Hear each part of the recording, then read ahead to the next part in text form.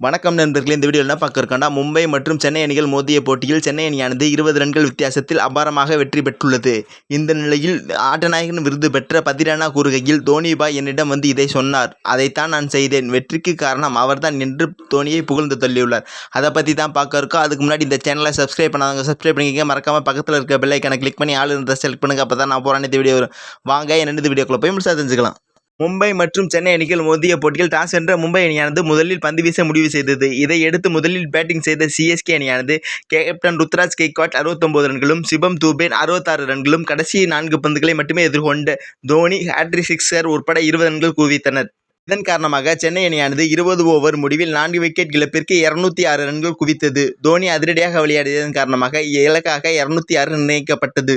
இதைத் தொடர்ந்து 207 ரன்கள் எடுத்தால் வெற்றி என்ற கடினமான இலக்குடன் ஆடிய மும்பை இந்தியன்ஸ் அணியானது 7 ஓவர் முடிவில் விக்கெட் இழப்பில்லாமல் 70 ரன்கள் குவித்து ஆட்டத்தின் முன்னணியில் இருந்தது. இந்த நிலையில் 8வது ஓவருக்கு பந்து வீச வந்த பத்திரானா, இசான் கிஷன் மற்றும் சூரியகுமார் யாதவ் இருவரையும் அடுத்தடுத்து வெளியேற்றி சிஎஸ்கே அணிக்கு திருப்பு முனையை உருவாக்கினர்.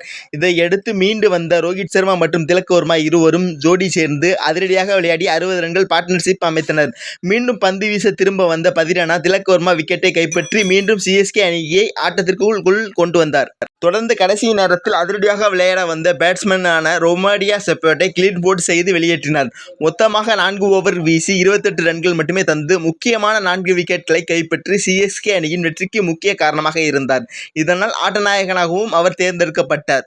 ஆட்டநாயகன் விருது பெற்ற பத்திரானா பேசும்பொழுது, நாங்கள் பவர் பிளேயில் பந்து வீசும் பொழுது நான் மிகவும் பதட்டமாக இருந்தேன். அப்பொழுது தோனி என்னிடம் பேசியதை நான் அமைதியாக கேட்டுக்கொண்டேன். எதையும் யோசிக்காமல் அமைதியாக இயல்பாக இருக்கும்படி தோனி என்னிடம் கூறினார். நான் என்னை அப்படியே வைத்துக் கொண்டேன். இது எனக்கு பந்து வீசில் மிகவும் உதவியது. நான் ஒவ்வொரு பேட்ஸ்மேன்களுக்கு தகுந்த மாதிரியும் என்னுடைய திட்டங்களை மாற்றிக்கொள்வேன். என்னுடைய கவனம் எப்பொழுதுமே ரிசல்ட்டை பற்றி கிடையாது, சரியாக செயல்படுத்துவதில் மட்டுமே இருக்கின்றது.